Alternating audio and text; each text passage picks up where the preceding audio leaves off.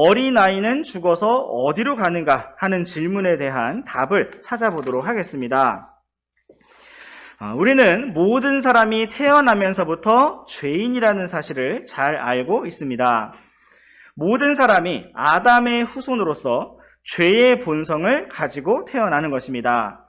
그렇다면 어린아이들은 아담의 후손, 죄인으로 태어났기 때문에 태어나자마자 아무 일도 행하지 않고 곧바로 죽는다 하더라도 지옥에 가는 것일까요? 아니면 실제로 태어나서 죄를 지은 사실이 없기 때문에 무죄를 인정받아 하늘에 가는 것일까요? 다윗의 아이는 과연 어떻게 되었을까요? 우리는 성경에서 그 해답을 찾을 수가 있는데 무엇보다 먼저 성경에서는 어린아이는 죽으면 천국에 간다, 이와 같은 명확한 문장으로 표현된 어떤 부분이 없습니다.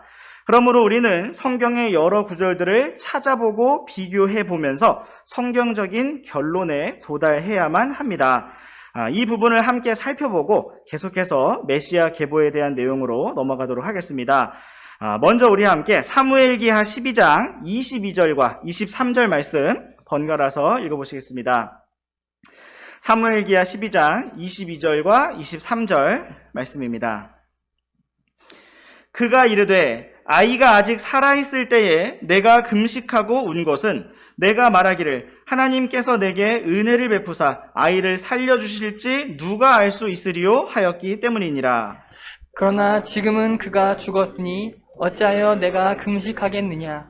내가 그를 다시 데려올 수 있느냐? 나는 그에게 가겠지만 그는 나에게 돌아오지 아니하리라 하니라.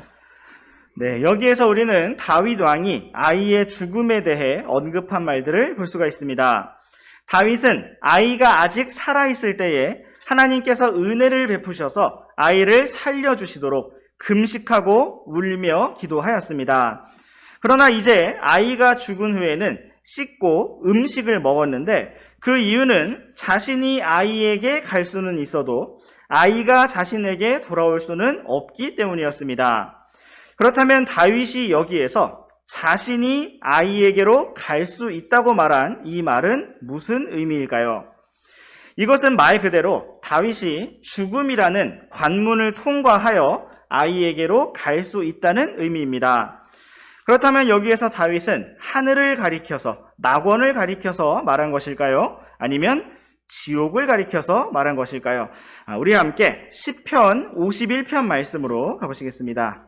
시편 51편에 먼저 가장 윗부분에 기록된 설명 부분을 보시겠습니다.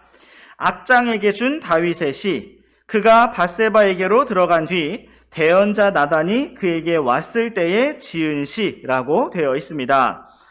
이처럼 다윗은 대언자 나단과 만난 이후에 하나님 앞에 눈물로 돌이키며 이 시를 기록하였습니다. 먼저 우리 함께 1절과 2절 말씀을 번갈아서 읽으시겠습니다. 1절과 2절 말씀입니다. 오 하나님이여, 주의 인자하심에 따라 내게 긍휼을 베푸시고 주의 친절한 긍휼의 풍성하심에 따라 내 범법들을 지워주소서. 내 불법에서 나를 철저히 씻기시고 내 죄에서 나를 정결하게 하소서. 네, 다윗은 이와 같이 하나님 앞에 긍휼을 구하며 용서를 구했습니다.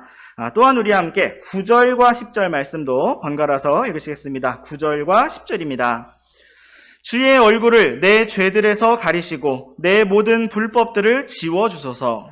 오 하나님이여, 내 안에 깨끗한 마음을 창조하시고 내 속에 올바른 영을 새롭게 하소서.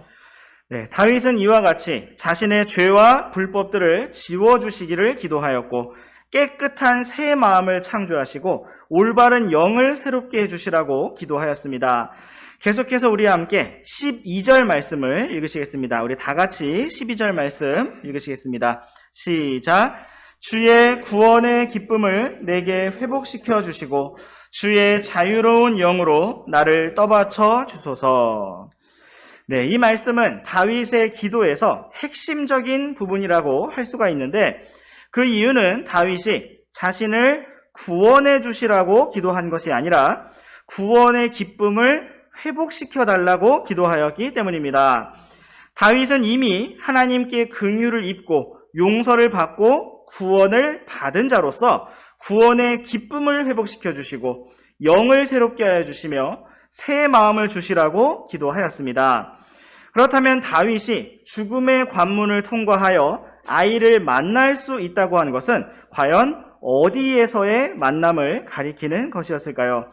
바로 하늘에서의 만남을 가리키는 것입니다. 또한 우리 함께 로마서 말씀으로 가보시겠습니다. 로마서 3장 20절 말씀 우리 함께 읽으시겠습니다. 시작. 그러므로 율법의 행위들로는 어떤 육체도 그분의 눈앞에서 의롭다고 인정받을 수 없나니 율법에 의해서는 죄를 알게 되느니라. 네, 이 말씀은 율법의 기능이 무엇인가를 보여주고 있는데 율법은 바로 죄를 알게 해주는 역할을 하는 것입니다. 그러므로 누군가가 참으로 정직하게 율법의 행위들을 통해 의롭게 되고자 한다면 그는 너무나 철저하고 분명하게 자신이 죄인이라는 사실을 더 알게 될 것입니다. 그렇다면 아직 율법을 인지하지 못하고 양심의 의식이 없는 아이들은 어떨까요? 그들은 죄를 알지 못하는 상태이므로 무죄 상태라고 말할 수가 있습니다. 또한 우리 함께 로마서 4장 15절 말씀도 보시겠습니다. 로마서 4장 15절 말씀입니다. 시작. 이는 율법이 진노를 이루기 때문이니 율법이 없는 곳에는 범법도 없느니라. 네, 이 말씀은 율법이 없는 곳에는 범법도 없다고 분명하게 말씀하고 있습니다. 우리는 때로 이 세상 법정에서도 어떠한 관련 법이 없을 때 어떠한 일들을 처벌하지 못하는 것을 볼 수가 있습니다. 무엇인가 문제가 발생하였지만 법이 없기 때문에 처벌을 할 수가 없다는 것입니다. 이와 같은 맥락에서 성경에서도 율법이 없는 곳에서는 범법이 없다고 말씀하고 있습니다. 그렇다면 아직 율법을 가지지 못한 선악의 기준을 가지지 못한 어린 아이들은 어떻게 될까요?